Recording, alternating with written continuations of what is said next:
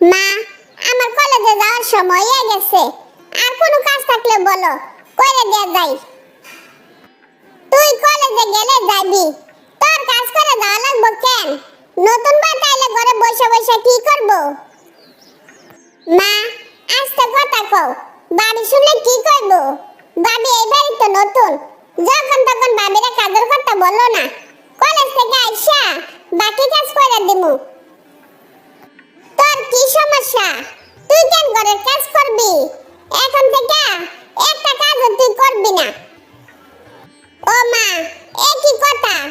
এতদিন কাজ না করলে আমার জীবনের 12টা বাজাইয়া ফেলতা। আর এখন আমি এসব কি শুনতাছি? মা, তুমি ঠিক আছো তো? এতদিন কাজ করার কোনো লোক ছিল না, এই জন্য তোর কাজ করা লাগছে। এখন তোর বাবি আছে, সেই ঘরের সব কাজ করব। মা, একটু আস্তে কথা কইতে পারো না? বাবি এই বাড়িতে আসছে মাত্র।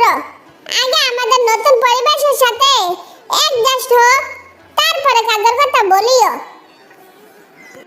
এই, তুই আমার এত জ্ঞান দিস না তো। ওই কি বাচ্চা যে ওরে আমাদের সাথে অ্যাডজাস্ট করে নিতে হইব? অ্যাডজাস্ট করতে না পারলে বিয়া দিছে কেন? মা, বাবির সাথে অযথা বেশি কথা বললো না।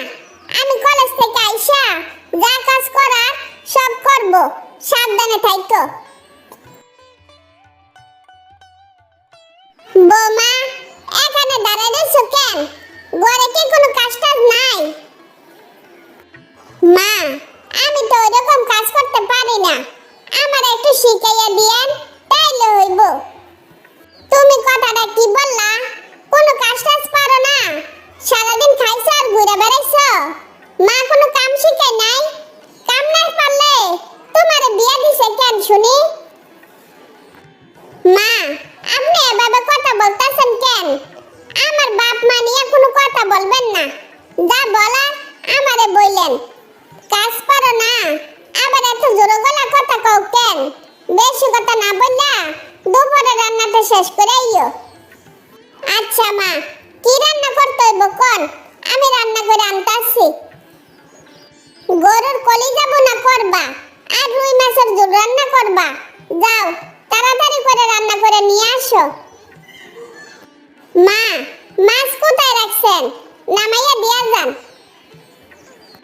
কাটা কোনো মাছ নাই, মাছ কাটটা ভালো করে ধুইয়া তারপর রান্না করবা। তরকারি থেকে যেন কোনো ধরনের গন্ধ না আসে।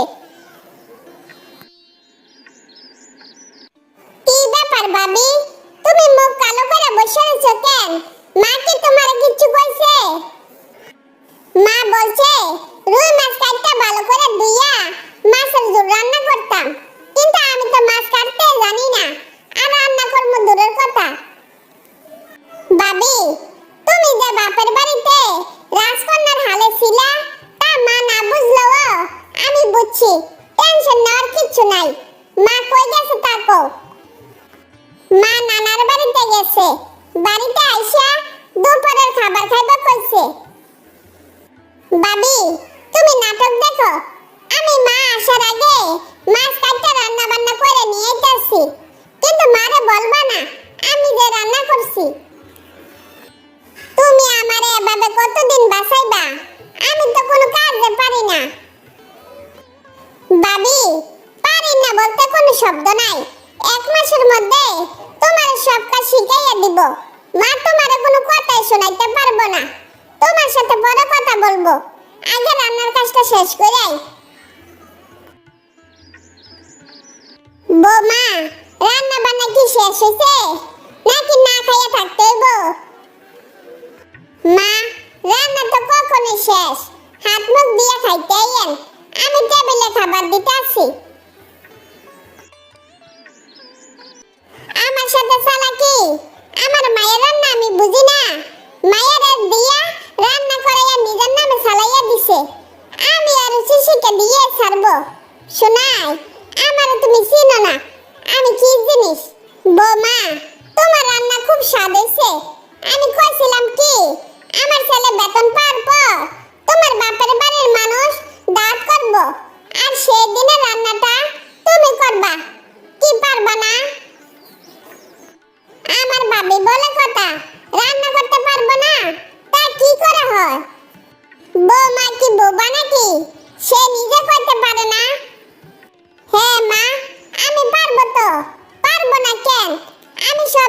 পারি, আপনি কোনো টেনশন নিয়েন না।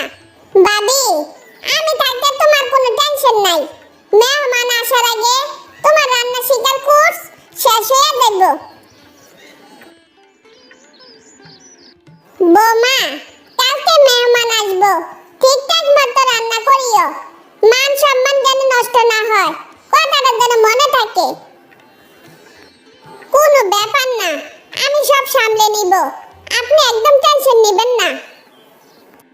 যে মেয়ে ভালো করে মাছ কাটতে পারে না, সে নাকি এত লোকের রান্না করব।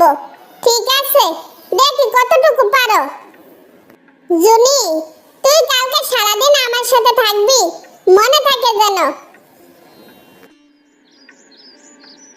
বৌমা, এত ভালো রান্না কি তুমি করছো? আমি এখনো বিশ্বাস করতে পারতেছি না তুমি এত ভালো রান্না পারো। শেষমেশ তোমার কাছে আমি হাইরা গেলাম। মা, আপনি আমাকে সবার সামনে অপমান করার জন্য এত বড় আয়োজন করছেন, আর এদিকে আপনার মেয়ে মানে আমার ননদ আমাকে অপমানের হাত থেকে বাঁচানোর জন্য আমাকে রান্না শিখাইছে। এমন ননদ যেন সবার জীবনে থাকে, আর আমার শাশুড়ি যেন কারোর জীবনে না থাকে। সরি বৌমা, যে কাজটা আমার করার কথা ছিল সেই কাজটা আমার হয়ে আমার মেয়ে করছে। আমাকে তুমি মাফ করে দিও। এখন থেকে আমি তোমার সাথে মায়ের মতো ব্যবহার করব, মিলেমিশে থাকব। তারপর সবাই হাসি খুশিতে বাকি জীবন অতিবাহিত করতে লাগলো।